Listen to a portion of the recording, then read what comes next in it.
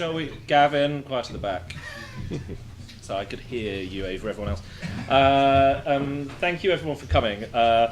It is an honour to welcome you all here to this incredibly nice building. It's my first time here. So well done, and thank you to Unheard. And thank you to the team at Onward for organising all of this. But thank you most of all to Michael for coming and spending the evening with us. Michael is a bit of a hero of mine. He is not only a prolific author, and I would recommend in particular The New Class War, his most recent book, which was published a couple of years ago. I think, without wanting to embarrass you, you're, I think, one of the leading thinkers who's stimulating quite a lot of the ideas in politics on both sides of the Atlantic.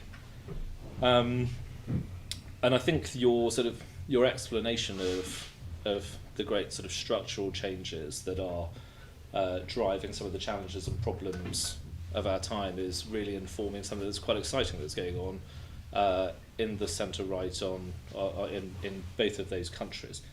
I think we'll have a chance to open these issues up to you, and you can participate a little later in the conversation. But before we kick off, I'd like you all to just welcome Michael and thank him for being here.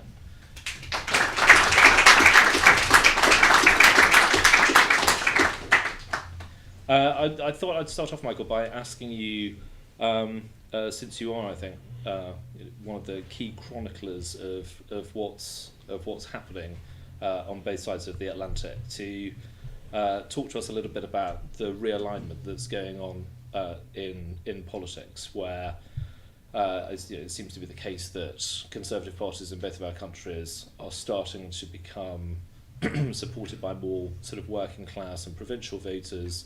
The coalition of voters in both countries actually become more multiracial, which is not what people were predicting many years ago. Left-wing parties are becoming the core vote of left-wing parties is becoming more about the sort of the higher educated, the better off, etc. How would you describe that process and what that process is causing in political terms? Well, I think you have, and thank you for the very generous introduction, although you're supposed to lower expectations. So I hope I can live up to the hype. You have, in my view, two things going on. There's partisan realignments and policy realignments. So partisan realignment happens when one constituency moves from one party to another in a two-party system, or creates its own party, and there's a shift in the coalition. The policy realignment follows after a delay follows the partisan realignment, because the old policy position of that party is now out of sync with the new voters and the new coalition and the new electorate. What you see on both sides of the Atlantic is racial depolarization and class polarization using education as a proxy for class. This is the exact opposite of what the mainstream media would have you believe.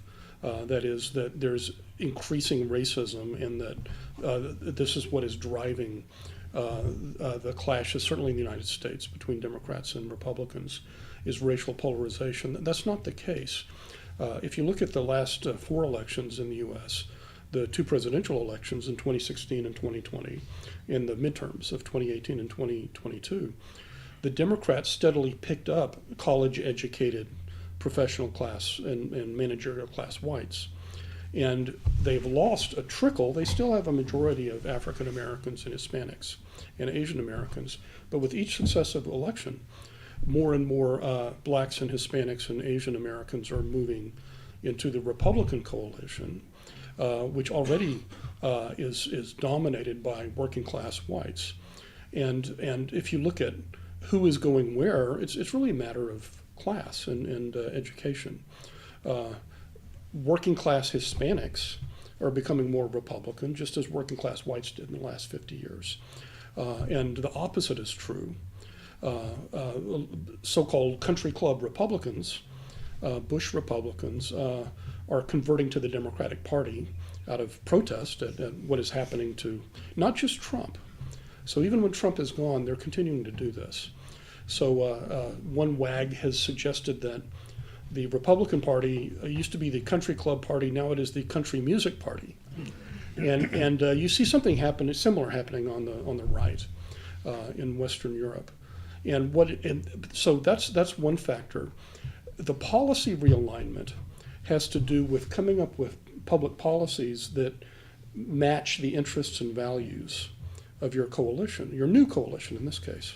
And in the case of the American Democrats, I can't speak for labor in the US, but in the case of the Democrats, the policy realignment is almost complete. If you look at the base of the Democratic Party now, and this is true in many Western European countries, it is college-educated professionals and managers, often in public service or in the nonprofit sector. And if you look at the Biden administration's priorities when it came into office, it was forgiving student loans. Well, only about a third of the population go to college and have student loans to forgive, but they're the base of the Democratic Party.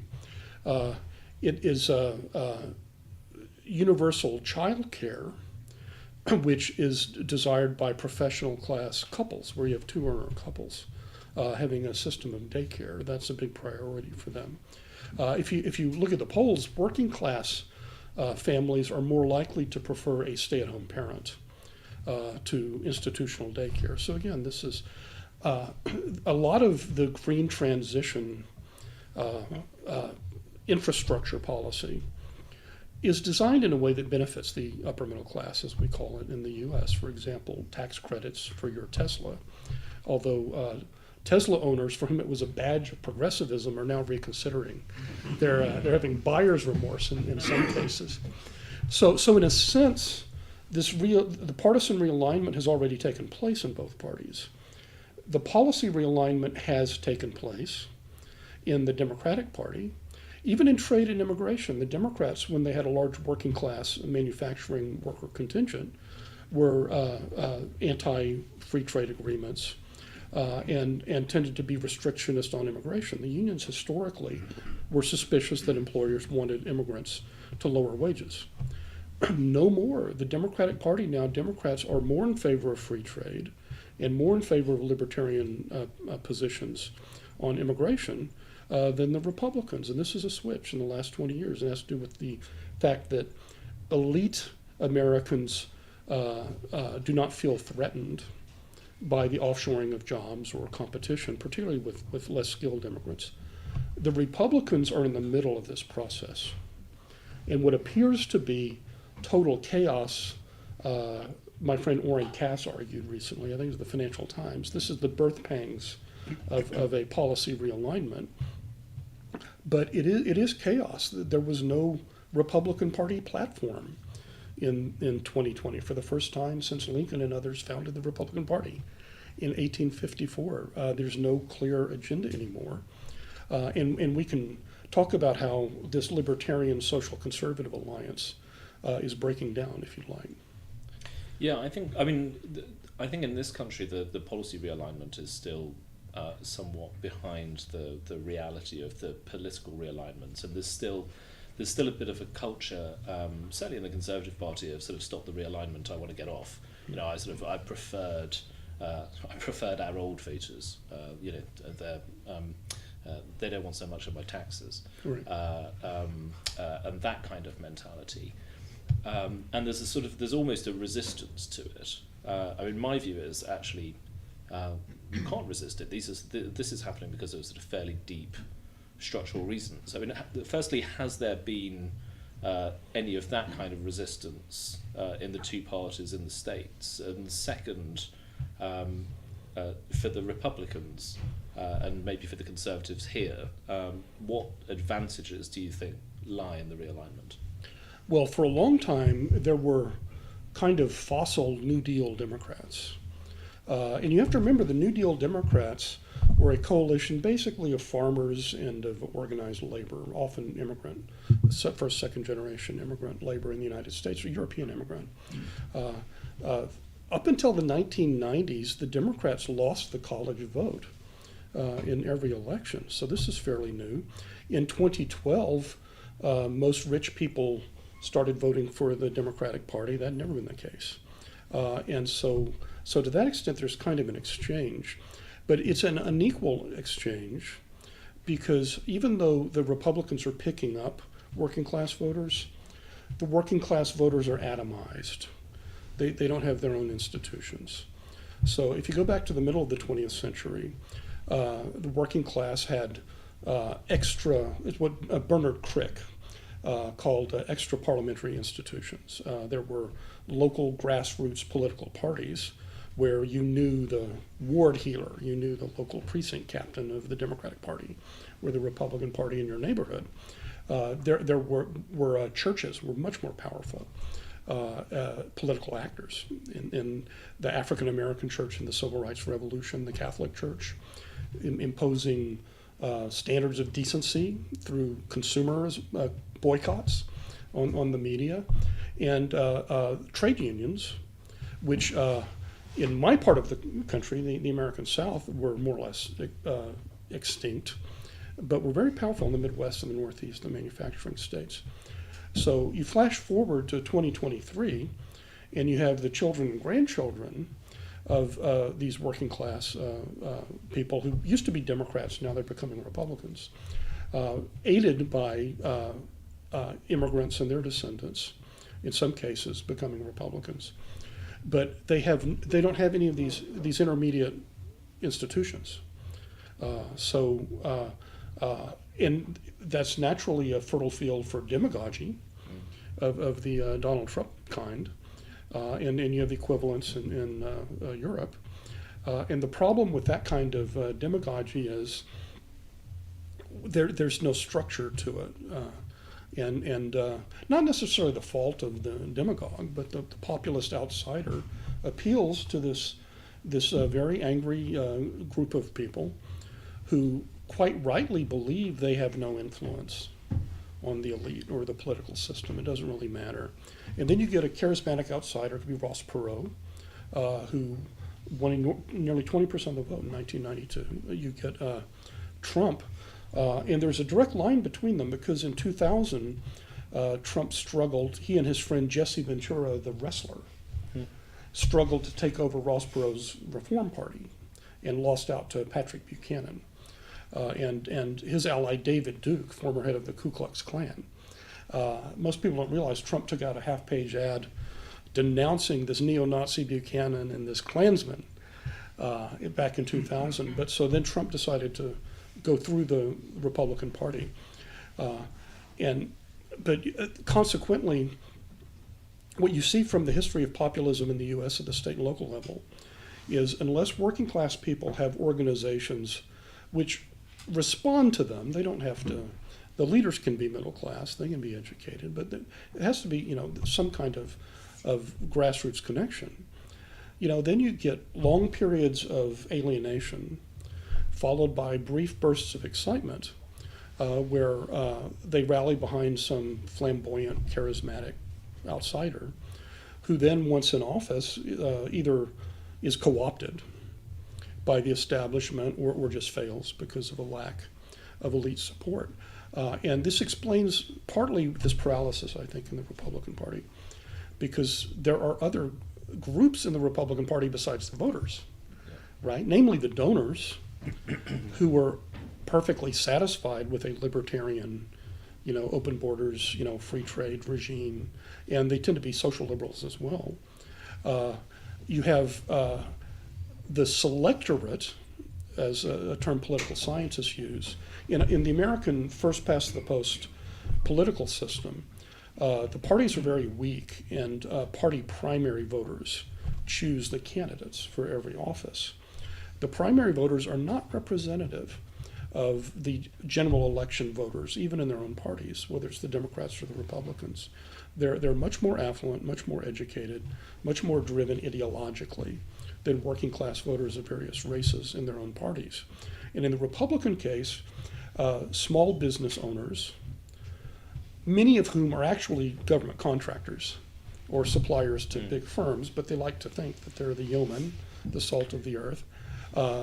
They're the most important primary selectorate, and there's a tension, and always has been, between the working class, between wage earners and small business earners, who in many cases their enterprises are not profitable enough to pay high wages, and they tend to oppose regulation and unionization and so on.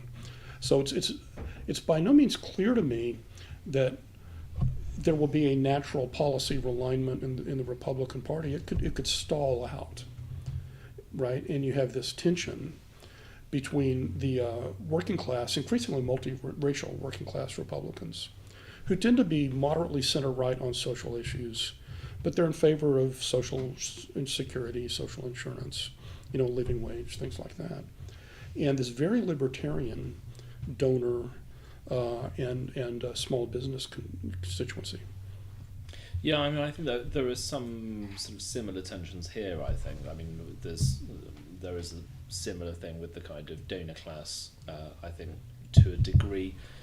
There's also, I think, some of the choices here may be a little harder than in America, where I think, what was the old phrase? If the deficit can look after itself, with a reserve currency, some of the choices on spending are different in America to here. And at the moment, you talked in the new class war about the decline of institutions that represented working class interests, among them trade unions.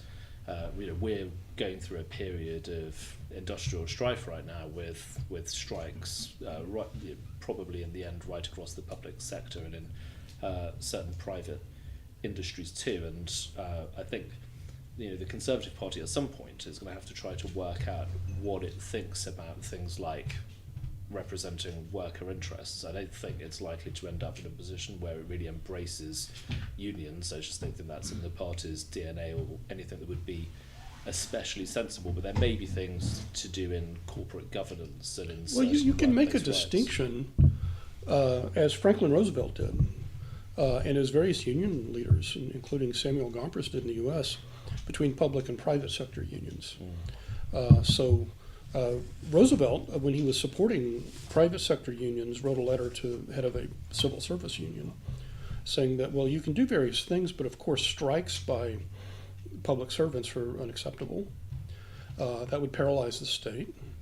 And Roosevelt also said that you can't have collective bargaining with civil servants because the government is not the other side. The government just represents the sovereign people who may decide to change the government next year.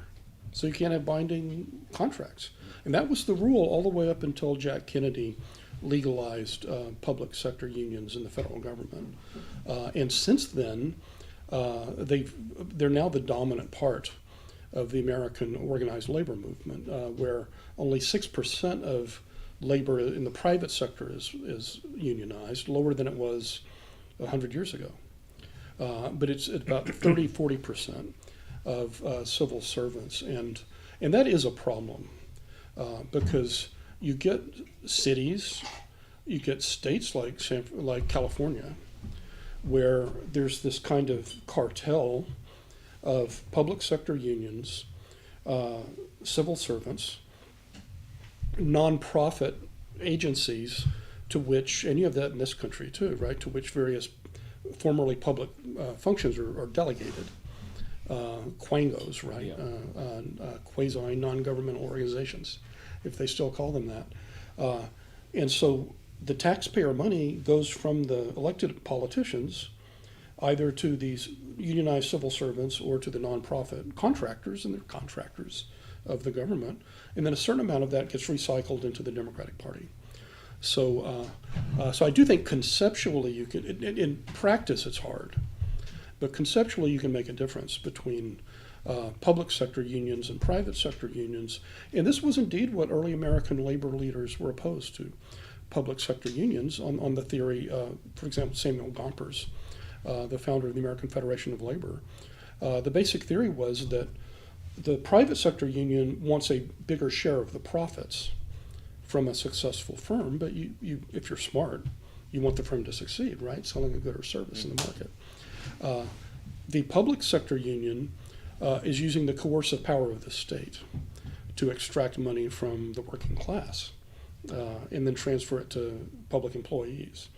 So, but this is a big barrier for Republicans in particular in the U.S. and maybe conservatives in the U.S. to get over what is about half a century of hostility to organized labor. It was not always this way. President Eisenhower, Republican president, addressed the American Federation of Labor, AFL-CIO convention. President Nixon famously had an alliance with the rather notorious Jimmy Hoffa of the Teamsters Union, and you do get, depending on the trade, majorities of unionized workers in the U.S. vote for Republicans, but their leaders are overwhelmingly Democratic. Yeah, I mean, there are similar forces at play in this country. I mean, I think for centre-right parties, part of the challenge in moving towards and embracing the policy realignment is about a willingness to spend, and obviously it's about the distribution of resources. It's also about an attitude to the state. And I think some of the things that you and I would talk about 20, 30 years ago would have been anathema to lots of conservatives.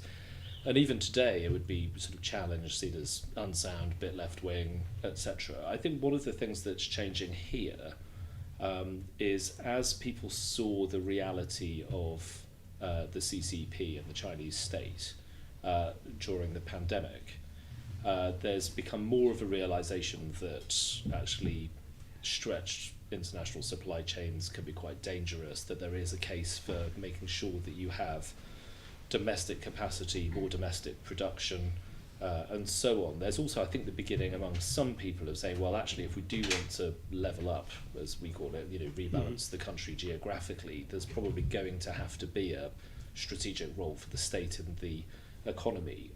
What are the forces that might push the centre-right in America into more of an embrace of the state in the economy? Well, there are two, the foreign and the domestic. Let's start with the foreign, with the rise of China.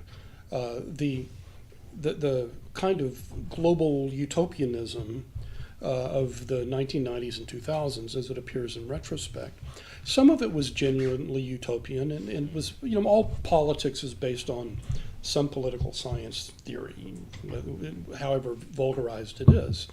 So the more utopian part of liberal globalism, small L liberal, including right-wing versions, was democratic peace theory or capitalist peace theory, or both, right? That is, as China becomes capitalist, it will give up its ambitions, to dominate its neighborhood. It will become a multi-party system like Japan, South Korea.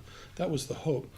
There was a more realist account of globalization, which I view with some respect. I think it was mistaken, but I respect it, which was that the U.S. had this unparalleled global position after 1989. It was truly the global hegemon in the sense in which Britain never was in the 19th century or the early 20th century. And it had unparalleled military power, but it also provided certain functions of global governance. Michael Mandelbaum of Johns Hopkins was a very able exponent of this view.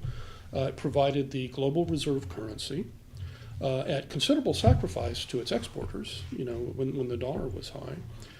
It provided, obviously, peacekeeping, in keeping the sea lanes open for commerce. And in addition, it provided the market of last resort, or sometimes the market of first resort, for America's allies. For example, after World War II, when Japan lost the Chinese market, the successive American administrations said, well, that's okay. export to the U.S., and we just sacrificed various industries to keep them in the Cold War coalition. And the same is true in Germany. Lost the Eastern European and Russian markets. That's okay. We lose, part of our automobile industry, but we're all part of the Cold War. And it was the neoconservatives, and I worked for Irving Kristol. I was sort of a neoconservative at one point. They believed this condition would last for generations, and if that's the case, then the burden of global governance is fairly light. It hurts a few industries, but it's not a big problem. But the premise was that China would either turn into a large Japan or Korea and be a deferential multi-party, at some point, state that wanted, as I would say, export cars, not wars, right? Or else maybe it would just be a big Mexico, where it would forever be manufacturing low value added, labor intensive products. And two things happened that really shocked the bipartisan American elite. The first was Xi's increasing bellicosity, attacking Indian troops, militarizing disputed islands, building up the PLA military. But the particular turning point came in 2015 when the Chinese government leaked this paper saying it was going to target specific market shares of global industries. There were all of these high value added industries like chips, AI, drones, which the US and its allies thought they're never going to catch up. And here there was a crash program using mercantilist, state capitalist means to literally drive the Americans and the Europeans and the East Asian capitalist countries out of global markets. So by today, what was this uneasy tension between the engagers and the containers, as they were known in Washington, the engagers tended to be based in the multinational corporate sector. They had outsourced much of the production to China. In the financial sector, and wanted access to Chinese markets and finance. And the containers were always the Pentagon people, but also those associated with manufacturing industries that were threatened by Chinese import competition. That is now resolved. Both parties now are China hawks, and it is increasingly recognized we are in a second Cold War, where it's kind of a reverse of the first Cold War, where the Soviet Union was the main adversary, and China sometimes was allied with the Soviets, sometimes with the Americans against the Soviets. Now it's kind of reversed, where the major adversary is China, as viewed by Washington, and Russia is kind of a minor. It's a foe, but it's much less important geopolitically, and the U.S. under both parties now has more or less an Asia first Indo-Pacific. Indo-Pacific is a great propaganda term, by the way, because it denies China any role in the neighboring seas. And this surprised a lot of people, particularly the business community. They thought once Trump is gone, this China hawk stuff will go back, to the old pattern of engagement and offshoring. And the Biden administration has been, if anything, more hawkish on China in trade and in finance, and in a much more sophisticated way than the rather clumsy Trump administration was. And I think it's going to get ratcheted up. It's not going to change anytime soon. So what that means is, in a way, it saves the free market conservatives, right, from having to repudiate their ideology. They can say, well, it would be good if the whole world were free market, but China is a classic authoritarian mercantilist in the 17th, 18th century, developmental state, where the economy is subordinated to government objectives, and as long as we're in a rivalry with them, then we have to sacrifice some of our classical liberal principles. We will try to create a smaller zone of the U.S. and of other countries that follow some kind of free market system amongst themselves. But in practice, it's acknowledging that the world economy is no more. The dream of globalization, of there being a single rule-governed global market, is dead, probably for the lifetimes of some of us. Yeah. And that you're going to get, not by design, but just by a series of crises, you're getting the world economy fragmenting into at least 2 blocks, maybe 3 or 4. If Europe goes, continental Europe goes a different way, India and South Asia. So that's the foreign aspect of it, where even classic free market Republicans say, well, but that doesn't apply to China. They'll have more difficulty rethinking their classical liberal views when it comes to domestic policy and domestic economics, although that's part of it. Because if you're going to compete with China, the main threat, if you see it as a threat, of China's developmental program is that it will dominate various global markets. It already does. It has 80% of the global market in civilian drones, a technology that we in the U.S. Developed, at least most recently. All sorts of drugs, as we discovered, rare earths. Even if we opened some new rare earth mines in the U.S. that were shut down for environmental reasons, the processing plants are all in China. Yeah. So competing with China industrially will be a very long-term, expensive, grueling process. And a lot of American conservatives would rather just treat this like Cold War I, where the Soviet Union was a military rival, but it was not an economic rival. It had a terrible backward, broken down economy. The U.S. was lucky in Cold War I because Japan and Germany were the major industrial rivals. They were U.S. satellites. And literally they were subordinate to the U.S. military in their foreign relations and de facto. And then the Soviet Union was a military threat, but it's not an economic rival. China is both. And we have not faced anything like this in our history, including Wilhelmine and Nazi Germany, which at their height were smaller than the U.S. in GDP. In market exchange rates, in PPP, China has already surpassed the U.S. in overall GDP. And there's another measure, market exchange rates, and they will surpass us soon.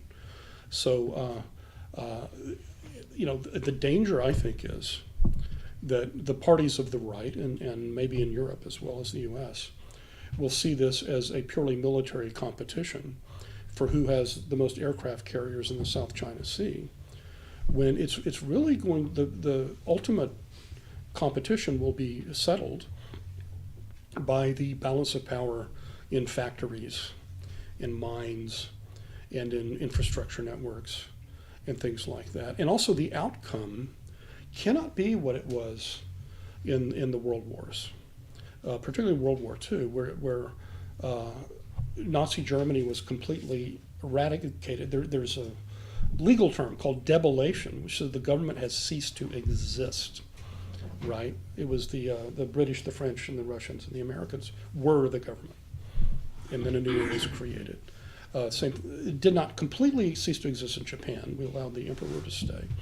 But Cold War II is likely to end with a powerful China being perhaps more powerful than today. So the purpose of strategy, I think, has to be to negotiate what the philosopher John Gray calls a modus vivendi among North America, Europe, Asia, where they are going to be great powers for generations to come. And one is not going to decisively defeat or replace the other. Yeah, I always think with China there's a strange mixture of cynicism and naivety among policymakers in the West, certainly in Britain. I mean, I think in America, the night after Clinton signed into law the legislation that effectively brought China into the WTO, he gave this speech at Johns Hopkins University where he basically said we'll be able to export more without exporting more American jobs, and we'll be able to export the greatest American product of all time, freedom. And he was like laughing. The audience is like laughing along with him at how the Chinese state is trying to crack down on the internet as if that were possible. Yeah. I know obviously the Chinese are using the internet to control their population in a way that was unthinkable through human history. And in this country, I think it's a matter of public record that when he was Chancellor, George Osborne was briefed about the extent of Chinese industrial espionage and what they were doing to the British economy, and his answer was, "They're going to do this anyway. We need the money."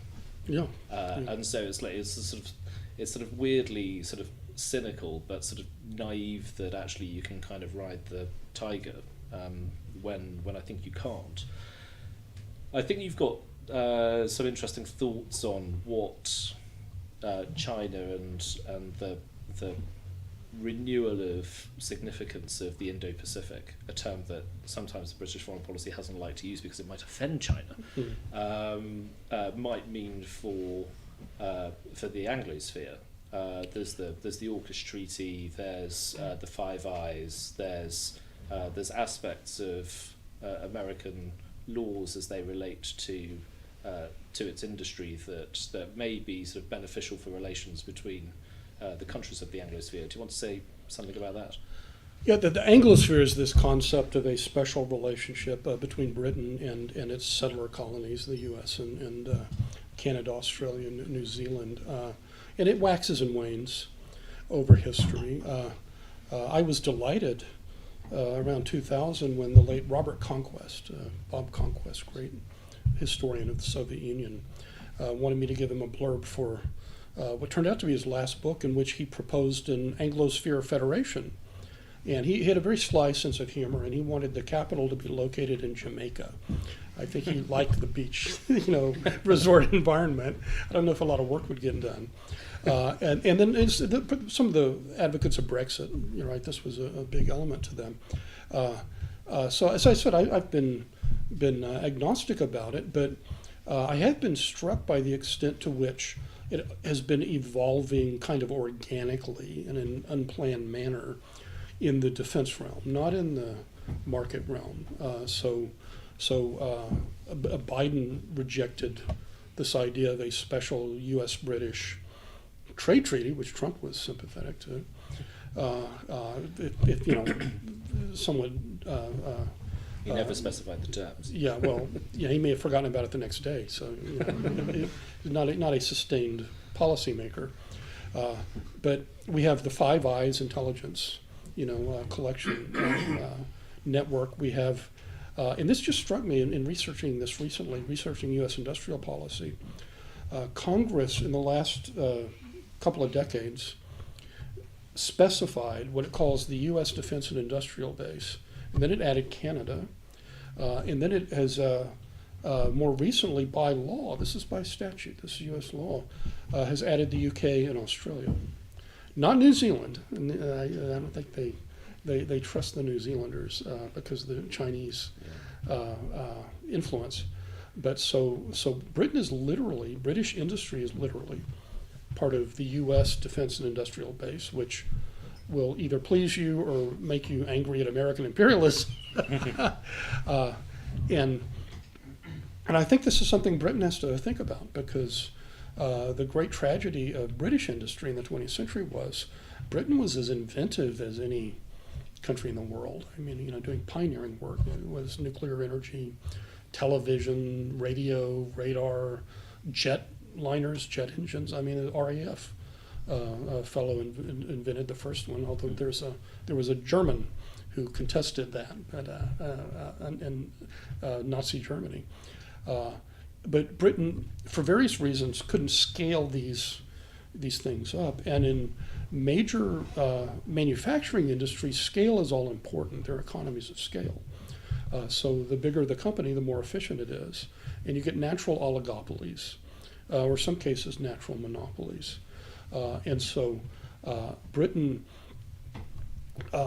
having lost the competition to scale up some of these industries to Germany and to the United States by the last few decades, had achieved, in some cases like Rolls-Royce with jet engines, you have a high value-added link in a global supply chain, and that's fine. I mean, that's good, right? It means that as long as the market for global jet aircraft is growing, then you're going to be selling more and more, money's flowing in.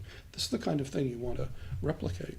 But in a world that is fissuring into blocks, you have to pick your blocks, and you have to pick your industrial partners. This is for my British friends to decide, not me. But I think it would be easier with the U.S. and with the Anglosphere, having integrated corporate structures and alliances, particularly manufacturing, than with the continental Europeans, who are very jealous about their autonomy, the Germans and the French in particular. And in terms of East Asia, China, I think, is lost for now. I wouldn't invest in China. If your strategy is to be equidistant from the U.S. and China, I don't think that's going to be feasible, partly because of American actions. Since there is this bipartisan consensus that we are in a Cold War, it's an industrial as well as military competition with Beijing.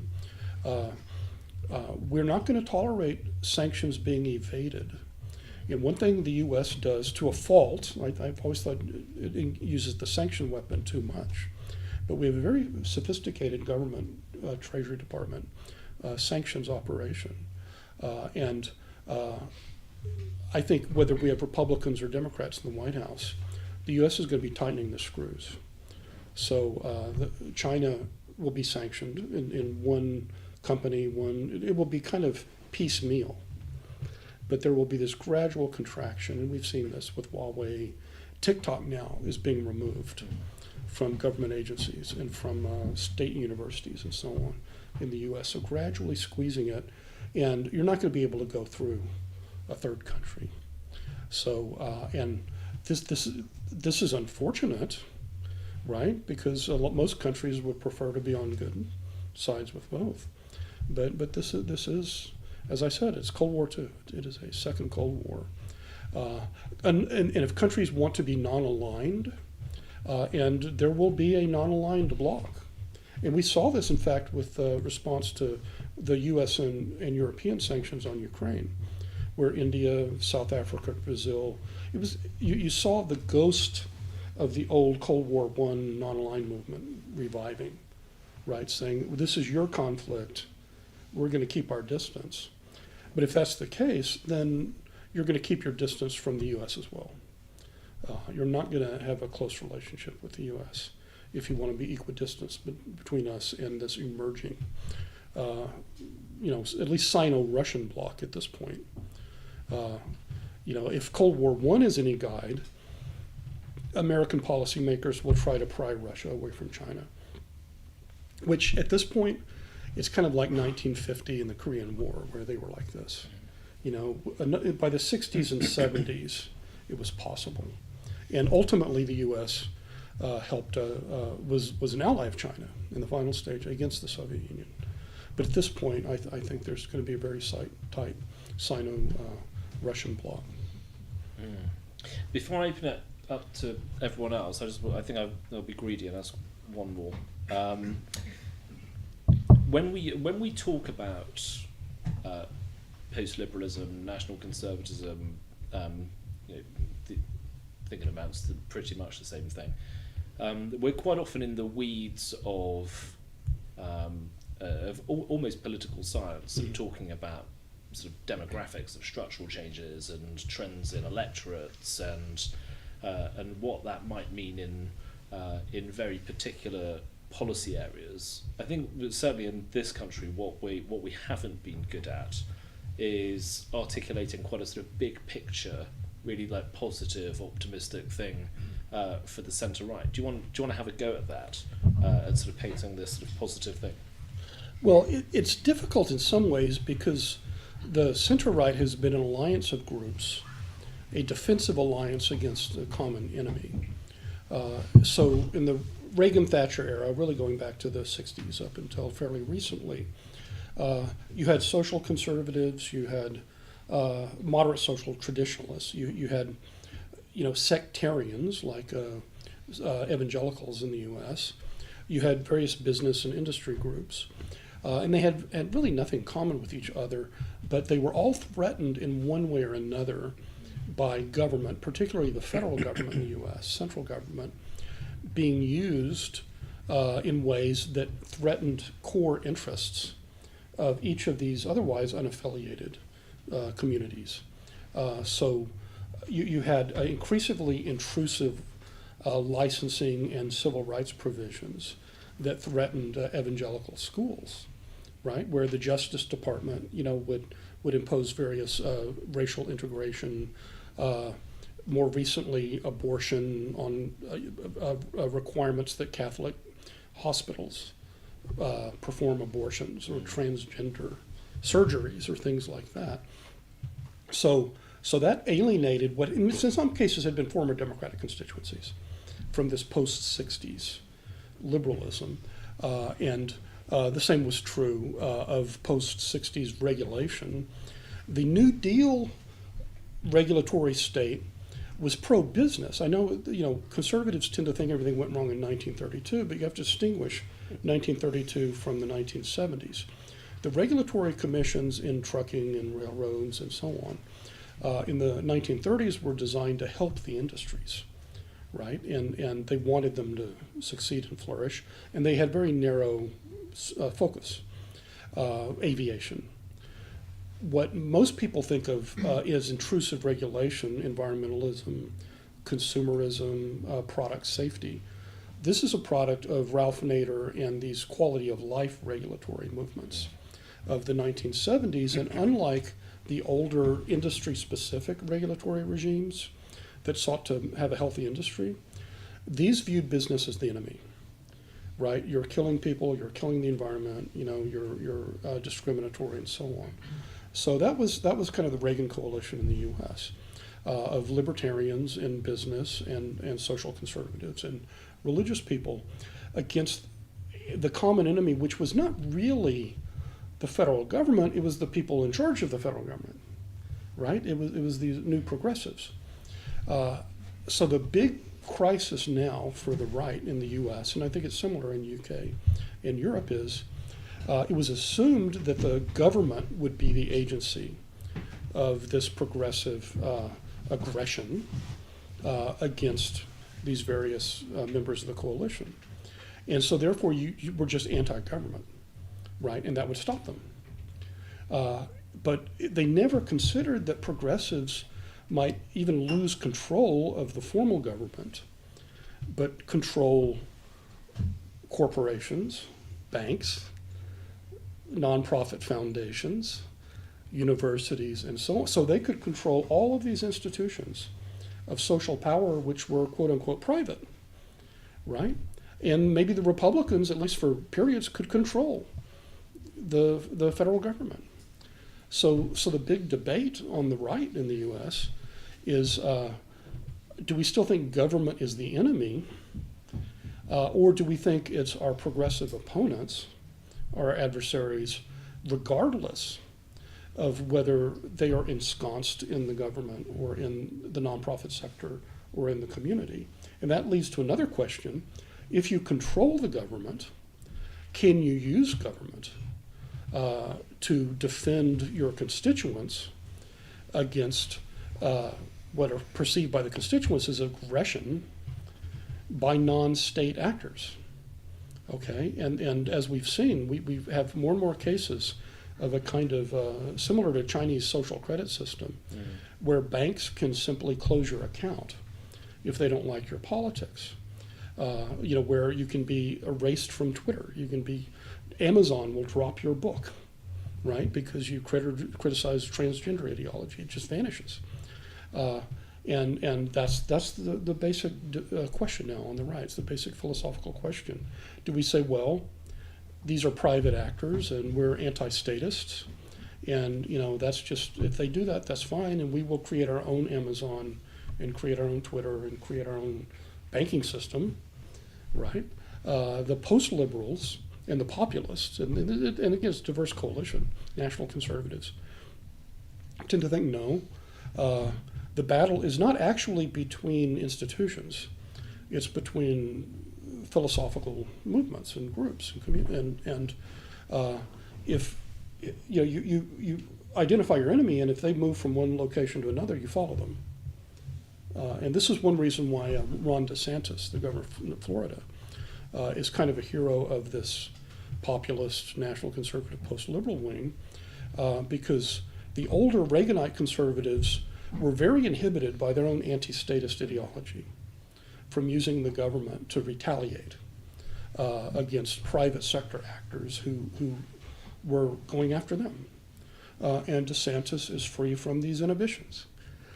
So when the Disney Corporation began mobilizing on the side of Democrats in the Florida government, he had the Republicans strip Disney of its privileged corporate territorial charter, this anomalous privilege it had enjoyed since the 1960s. And I think you'll see more of this. But this is a raging debate, and if you're on the older Reaganite side, then this seems sinister and Orwellian and even fascist to you, right? To you, because you can't really comprehend it, because for you, conservatism was anti-statism, right? It's not a kind of statism; it's anti-statism, and it reminds me of my old mentor William F. Buckley Jr. back in the 1960s. He ran for mayor of New York, and he was asked, "What is the first thing you would do, Mr. Buckley, if you were elected mayor?" And he said, "Abdicate." I think Nicholas Ridley, when he was made the Secretary of State for Trade and Industry, did something similar where he met all of his officials for the first time. He said, "What do you do?" He didn't really think they should be doing anything. I think to summarise, I think that means that the positive message is that we're going to be really muscular. We're going to use the power of the state to protect you and your values, to protect freedom of speech and the things that you think are important. And on the economy, similarly, we're going to use the state to make your community better. We're going to try to bring back the conditions for market-led growth in places that haven't had that. I think that's right, and I think it is still defensive. I mean, that's the continuity. Yeah.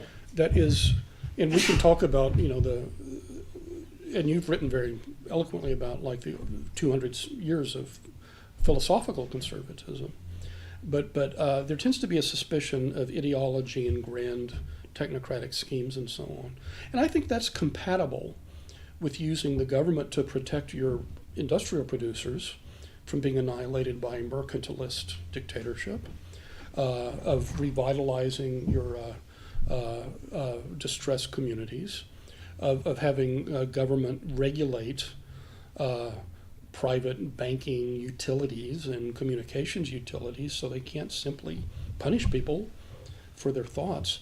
I don't think you will get what is more common to the left of center, which is a utopian vision that we're moving towards. I just think the constituencies on the right are too diverse, and philosophical conservatism in itself is inherently skeptical about grand visions. Yeah, I think the conservatives in the room would agree with that. I think I do. Right, well, let's open it up, and there's a very enthusiastic early mover. Hi, Sam Richards. You spoke much of geopolitics, and I think unless the next few centuries buck the trends of history, international standing and power rises and falls again and again. So you hear a lot about how China won't become the most powerful country in the world, and about the relationship between the US and China in that regard. But you don't hear so much about who will be the next China and who's going to come out of the shadows, and at what point in history in the next few centuries might China actually fall again. Well, I'm a very weird person because I think about these things from a realist point of view, classical realist, not terribly academic. I think if you look at a mix of demography and productivity in GDP, you have a pretty good sense of who the great powers are now and are likely to be in the future. And it's a fairly small club if you just look at great power politics of the superpowers and then the next tier. The roster has been fairly stable, for more than a century. We talk about the rise and fall of the great powers, but very few of them are knocked out. You have regime changes in Germany and Russia, but they remain great powers, right? The U.S. in some form and China under some government, unless they completely disintegrate, which is very rare nowadays for an integrated large nation state to dissolve. They're too closely bound together. So what are we looking at the next century or so? Well, China will peak and go down as a share of world power. The U.S. and Europe are peaking and going down at the same time. The one power that has a lot of room to rise is India, assuming it maintains its unity and is internally organized in an efficient way. And most of the population growth, almost all countries in the world now have below replacement growth, except for sub-Saharan Africa and parts of South Asia and Central Asia.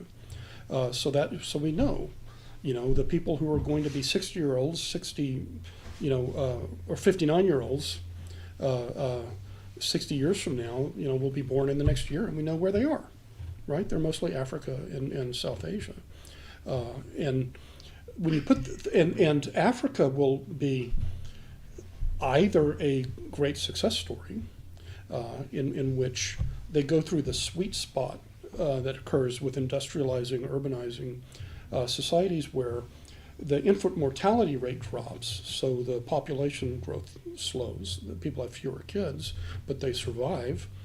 But at the same time, you don't have this very large old population that you get, which is not a matter of people living longer in the U.S. and in Britain and in Europe. It's the matter of there being more old people as a share of the population. That's what drives the aging. It's fewer kids. It's not more that people are living longer than they did in the past.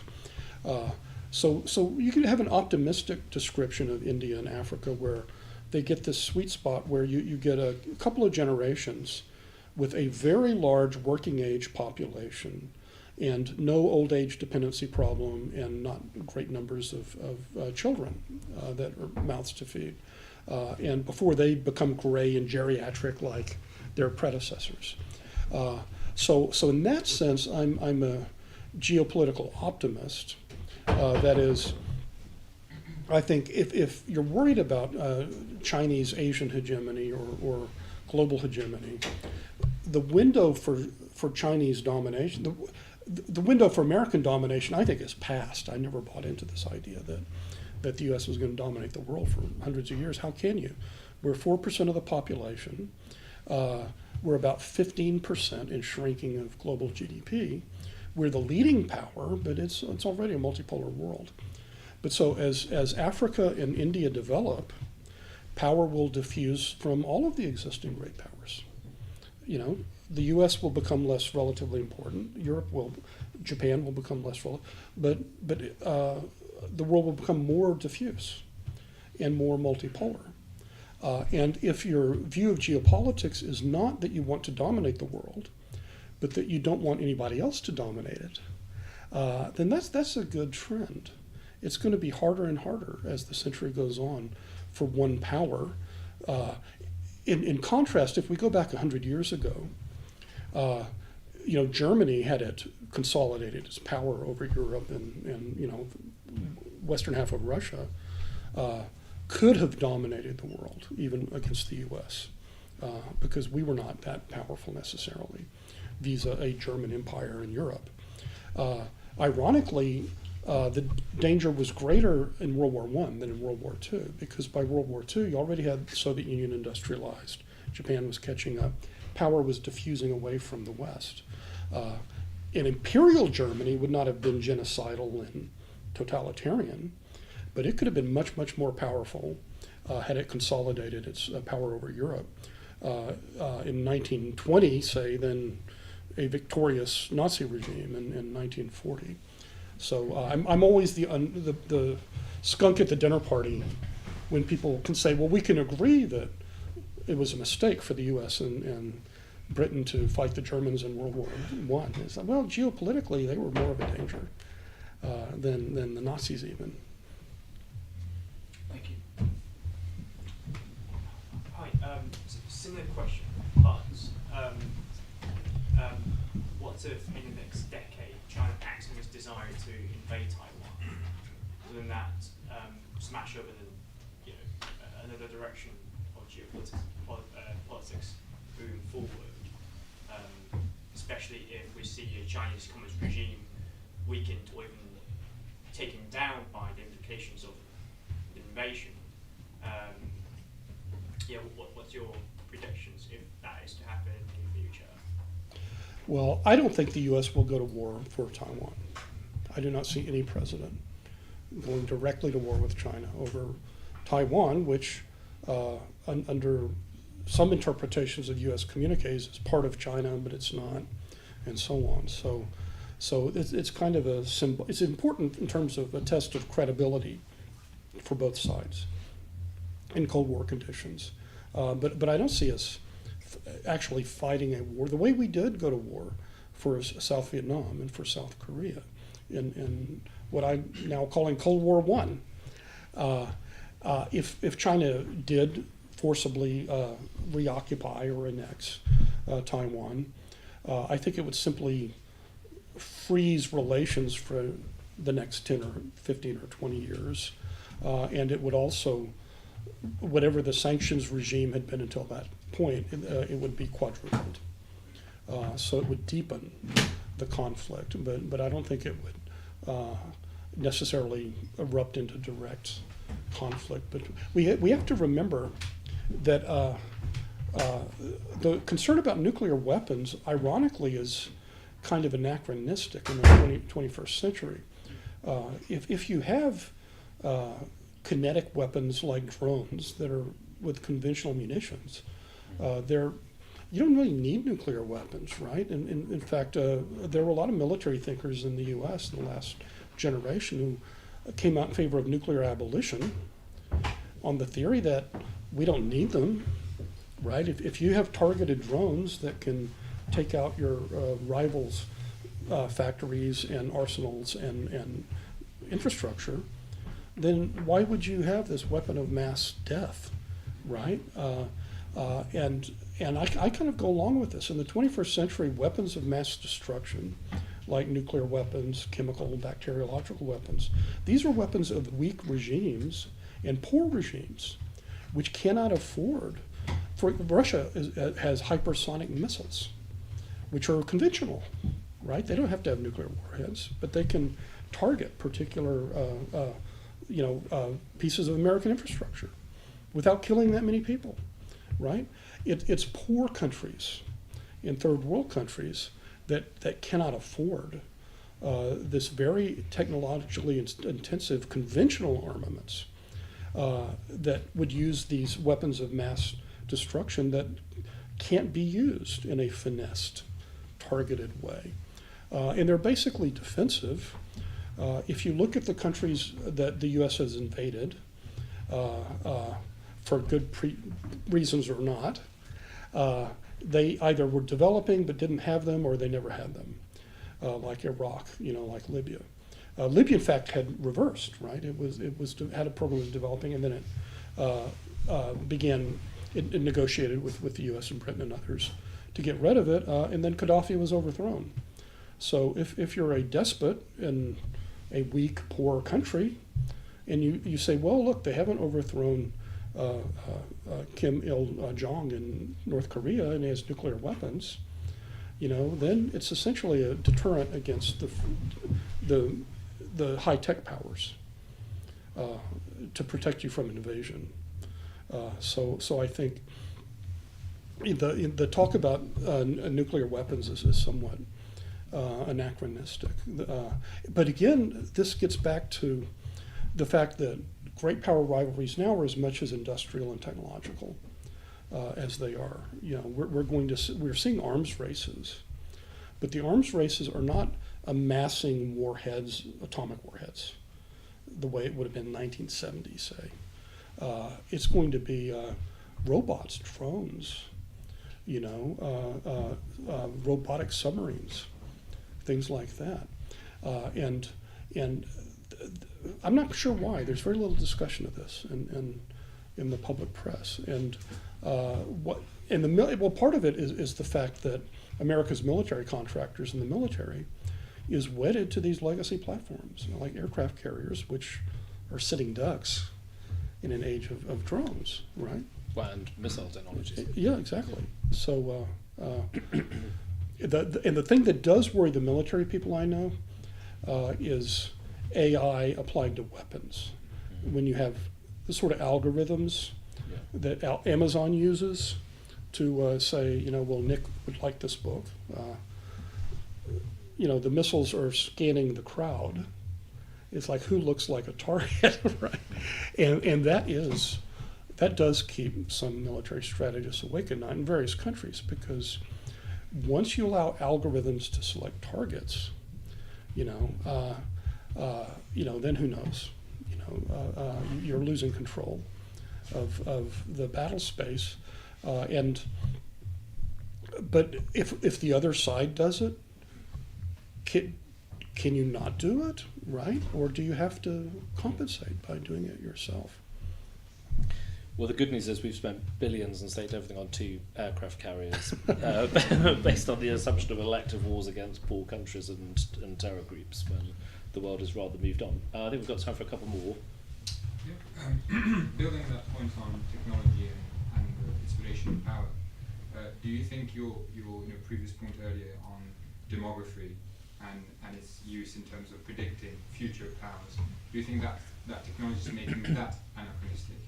That in the future, in 2 centuries, the global superpower won't be the most numerous, the country with the biggest number of people, but actually with the best technologies, the most accurate types of artificial intelligence and so on.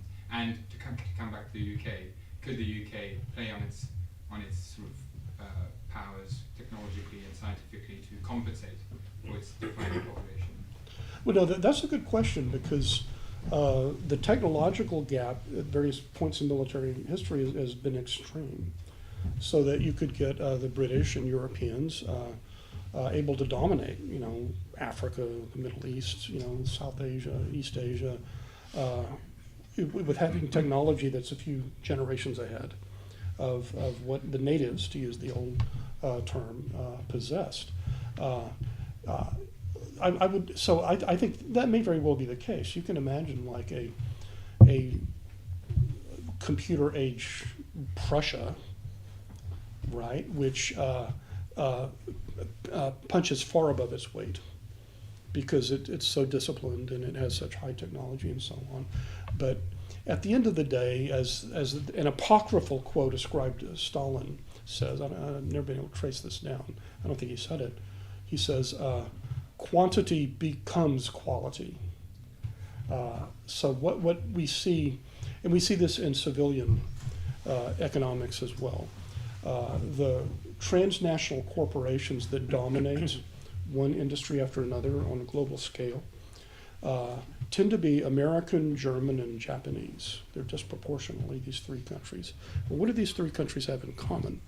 They are the most populous capitalist countries, if you don't include China at the moment.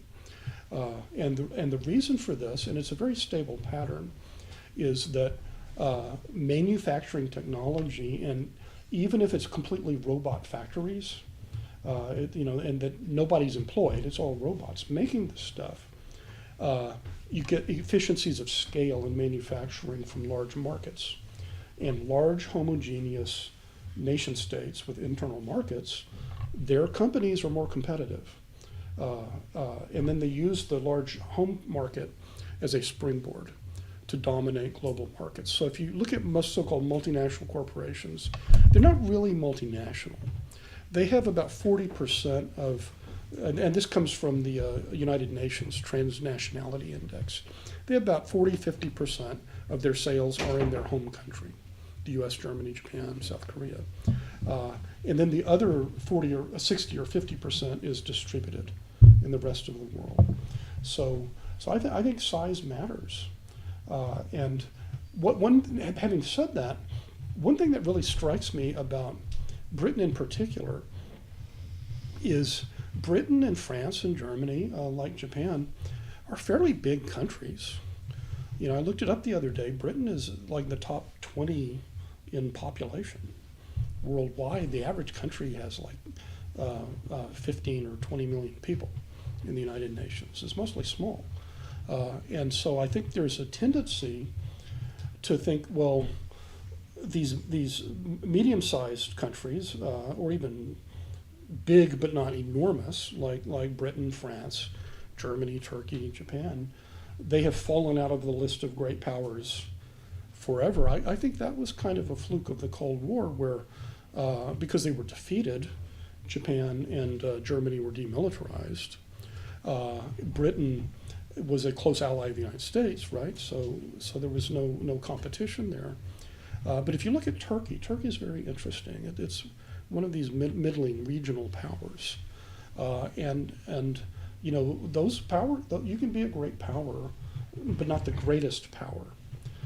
If you have a moderately developed economy, you know, a sense of national solidarity, natural or imposed, and you know, effective military organization. Oh, so many hands now. We'll get to you. Yeah. So thank you so much for this evening. It's been really fascinating. You were saying like the dream of globalization is collapsing, which kind of brings up the question of like the ending or the slowing of the free movement of people, especially in the UK. Kind of the centre right or the right struggles to bring out the kind of moral points of lowering immigration. Do you have any kind of thoughts on that? And in the future of like conservatism, like how do we actually communicate this to the populace? Well, the problem with the immigration debate is it reflects class interests. So that if the immigrant workers, and we're talking about workers for the most part, not their dependents, if the immigrant workers complement you but don't compete with you, then you're pro-immigration. If they compete with you rather than complement you, then you don't want them here, right? You know, so and historically, businesses want a buyer's market in labor, and the working class, certainly the trade unions, historically have wanted a seller's market in labor. So if you go back, certainly in the United States, I think it's true in other Western countries, businesses always wanted more immigration so that you can suppress wages in some cases. You have more competition for a limited number of jobs. The trade unions historically were very restrictionist towards immigration. This is true all the way up until the 1990s in the US. So the Democrats have flipped on, they've adopted the former economic elite view of immigration as they've become the party of the economic elite. And for you, immigrants are either employees in your business, or they are, you know, nannies and maids and, you know, service sector workers and restaurant workers and so on, that support your professional class lifestyle. So a lot of this is talking past each other. So is there a national interest, right, that isn't simply who controls London or Washington at any given moment, right, and they're just imposing their class preferences? You know, well, I think there is. So on the one hand, every industrial country, including China and Iran and others, has below replacement fertility rates, which means that eventually they will vanish without either pronatal policies that drive up the birth rate, and they're trying this in Orban's Hungary, but they tried it in Sweden. It helped a little, but it didn't really solve the problem some time back.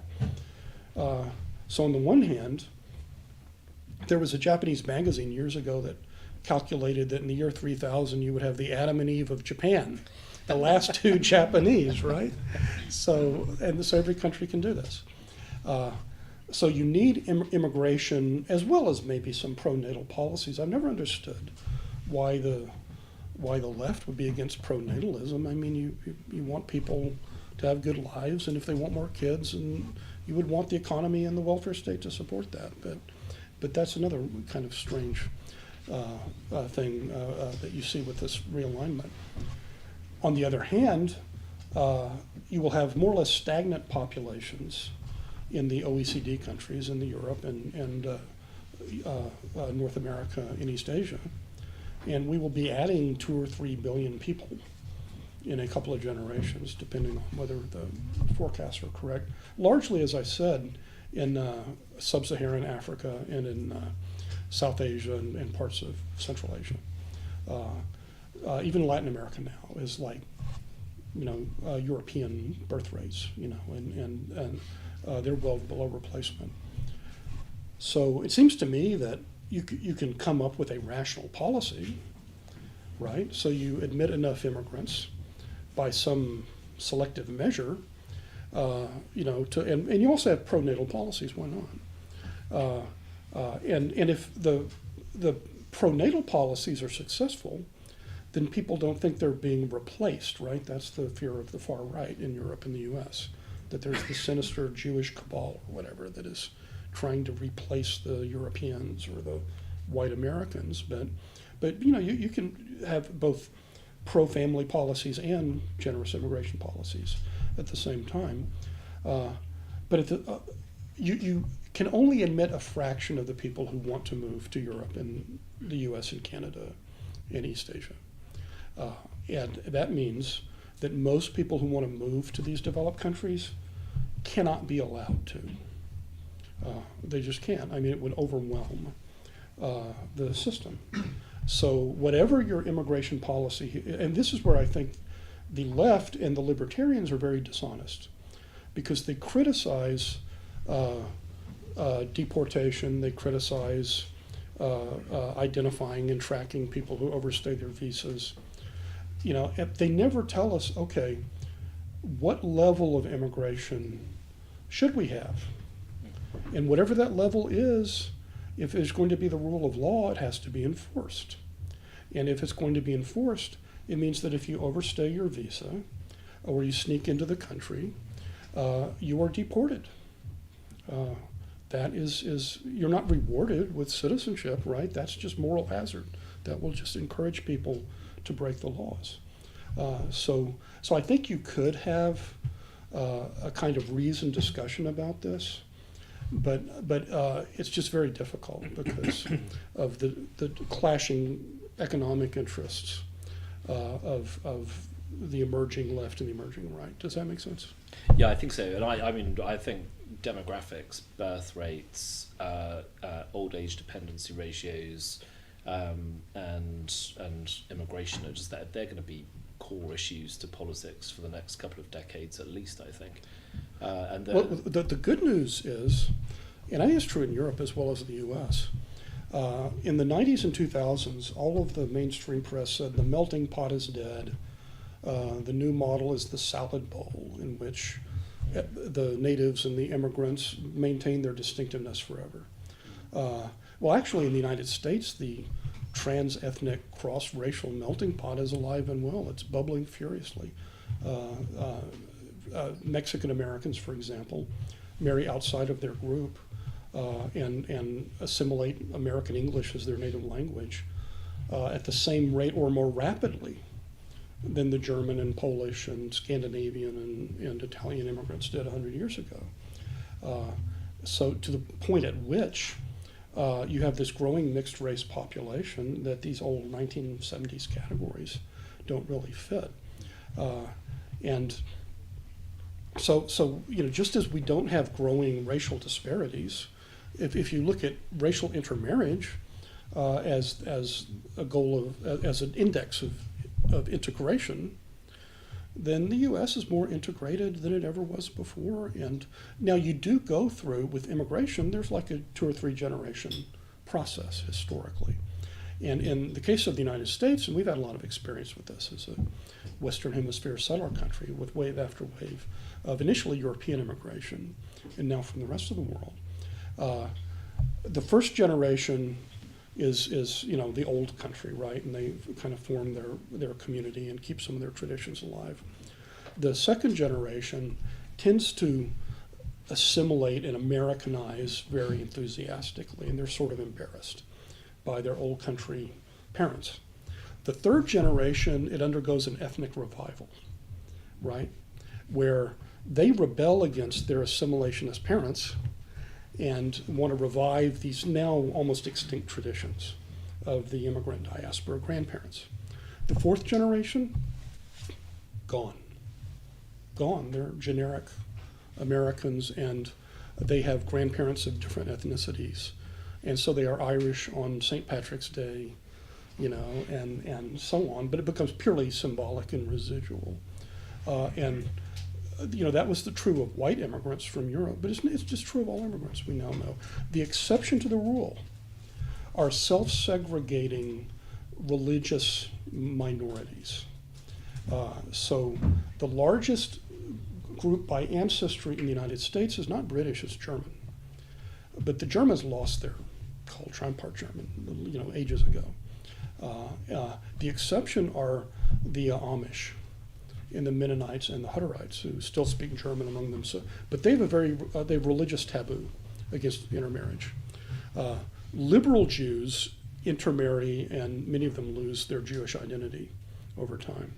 The Hasidim and the most Orthodox Jews, because of this religious taboo against outmarriage, they maintain their identity. But unless there's a very powerful internal religious taboo against marrying fellow citizens of different races and backgrounds, or as in the case of the Old South, there's a legal apartheid structure preventing it, then I think I'm very relaxed and optimistic about the prospects for melting pot nations. And a melting pot nation is a nation. It's not post-national, right? The culture is a blend of different cultures, but it's still a distinct blend. It's different from other blends. Yeah, certainly if you think national identity is civic, which actually is an Anglo-American way of seeing things. And I think the percentage of households in this country that have more than one ethnic identity within them is surprisingly high and growing. I think we've definitely overrun. I'm afraid I was probably guilty of being too chatty, but Michael, you've been too interesting, and we've just